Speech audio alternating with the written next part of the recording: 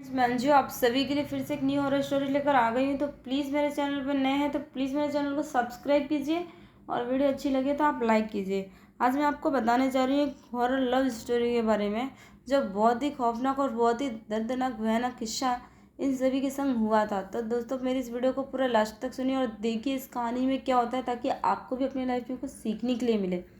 तो दोस्तों यह बात 1990 की है, जब वंशिका उस दिन पहली बार अपने नए हॉस्टल में रहने के लिए गई थी। वैसे तो ऋषिकेश में रहती थी और वह वहाँ पर ज़्यादातर ही रहा करती थी, लेकिन कुछ समय के बाद वह हॉस्टल में रहने के लिए जाती। उस समय वहाँ ज़्यादा सुविधा न होने की वजह से देहरादून के एक गर्ल्स कॉलेज में एडमिशन लिया था।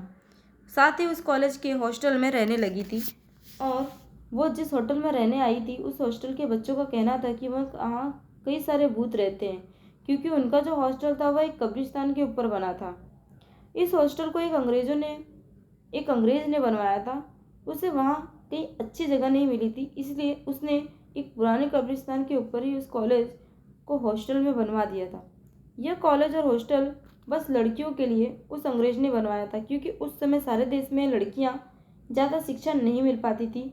उस समय में रह रहे बच्चों का यह कहना था कि इस हॉस्टल में सारी लड़कियों की मौत हो गई थी और इसी वजह से इस हॉस्टल में जो कोई आना जल्दी पसंद नहीं करता था, इसीलिए इस हॉस्टल के जो सारे कमरे हैं वो बंद पड़े होते हैं। वंशिका उनकी बातों को ज़्यादा गंभीरता से नहीं लेती, क्योंकि उसे भूत प्रेत की बातों पर बिल्कुल भी विश्वास नहीं था। पहली रात ही वंशिका जब रात को सोने के लिए गई तो उसने अपने बालों को बांधा नहीं और अपने ऐसे ही बाल खुले छोड़ दिए। कहते हैं कि लड़कियों को कभी भी रात में अपने बाल खुले नहीं छोड़ने चाहिए। ऐसा तो फ्रेंड्स आपने सुना ही होगा। तो अंशिका को भी इन बातों का ध्यान नहीं था, इसलिए वो रात को सोते समय वहाँ पर बाल खुले करके सो जाती है। लेकिन दोस्तों जो कि वो हॉस्टल है वो कब्रिस्तान पे बना हुआ है, तो उससे इस चीज़ों का ज़्यादा ध्यान रखना चाहिए था। वंशिका देखने में बड़ी सुंदर थी और उसके बड़े बड़े बाल, उसकी सुंदरता को देखकर लोग उसकी तारीफ किया करते थे। वंशिका उस रात सो रही थी, तभी उसे ऐसा लगता है कि कोई उसके बालों पर अपना हाथ फेर रहा है। वंशिका सोचती है उसकी मम्मी होगी, इसलिए वंशिका बोलती है सोने दो ना मम्मी। इतना ही बोलते ही तभी उसके अचानक से याद आता है कि वो हॉस्टल में है, ना कि घर में। तो ये कौन हो सकता है जो उसके बालों पर अपना हाथ फेर रहा है। ये देखने के लिए वंशिका जैसे ही अपनी आंखें खोलती है, उसके मुंह से चीखने की आवाज़ आती है। तभी उसके मुंह पर किसी ने हाथ रखा। उसे ऐसा महसूस होता है जिसने वंशिका के मुंह पर हाथ रखा था उसने वंशिका से कह रही थी, डरो मत, मैं तुम्हारा कुछ नहीं करूंगी। अब मैं तुम्हारे मुंह पर से हाथ हटा दे रही हूँ, चिल्लाना मत। पहले तो वंशिका उसे देख कर डरी, क्योंकि उसे लगा कि ये बड़ा भयानक ही खौफनाक उसके संग घटना हो रही है, इसलिए वो डर जाती है। वंशिका फिर हिम्मत करते हुए उससे पूछती है, कौन हो तुम? वंशिका की बात का जवाब देते हुए वह आदमी बोलता है, मैं एक जिन्न हूँ। मैं यहीं से जो भी लोग आते हैं मैं उनके पास जाता हूँ। मैं एक जिन्न हूँ। जिन्न की बातें सुनकर वो बताता है कि मैं एक जिन्न हूँ। मैं यहीं से जा रहा था, तभी मेरी नज़र तुम पर पड़ी और मैं तुम्हारे पास आ गया। पता नहीं जिन्न की बातें सुनकर, जिन्न की आंखों को देखकर वंशिका का डर खत्म हो जाता है और बातें करते करते दोनों मस्ती मस्ती मस्ती में आपस में दोस्त बन जाते। कहीं ना कहीं वो जिन्न वंशिका को पसंद करने लगा था, इसीलिए रोज आता और वंशिका के बालों के साथ खेलने लगता। उसके आते ही वंशिका भी जग बैठ जाती और पूरी रात बातें करती थी।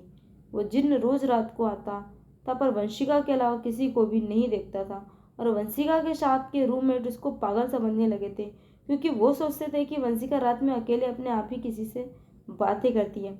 ऐसा होते ही काफ़ी लोग अब वंशिका को उस जिन्न के साथ महसूस करने लगे थे। उन्हें लगता था कि वंशिका किसी से बात कर रही है, इसीलिए वो रोज रात को वहाँ पर देखने के लिए चोरी छुपके खड़े रहते थे, लेकिन वहाँ पे किसी को भी वो चीज़ें दिखाई नहीं देती थी।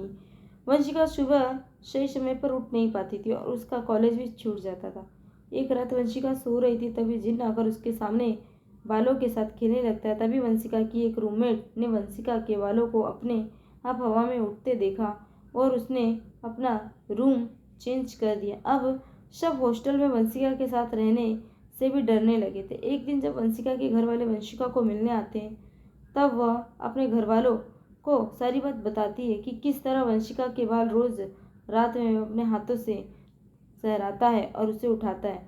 वंशिका पूरी रात उससे बातें करती है। उसके घर वालों को ये सारी बातें समझते हुए वंशिका से और सवाल जवाब करते हैं और पूछते हैं। वंशिका तो अपने बालों को ही नहीं कटवाना चाहती थी, क्योंकि उसे पता था कि उस जिन्न को उसके बाल बहुत ज़्यादा पसंद है, इसीलिए वो कटवाने से मना कर रही है। पर उसके घर वालों ने ज़बरदस्ती उसके बाल छोटे करवा दिए। और जब रात हुई तो जिन्न रोज की तरह वंशिका से मिलने आया और उसने देखा वंशिका ने अपने बाल कटवा दिए हैं, तो यह देखकर उस जिन्न को बड़ा ही गुस्सा आया और वंशिका को पूरी रात मारता रहा। उसके चीखने की आवाज़ पूरे हॉस्टल में गूंज रही थी, पर किसी ने भी अंदर आने की हिम्मत नहीं की।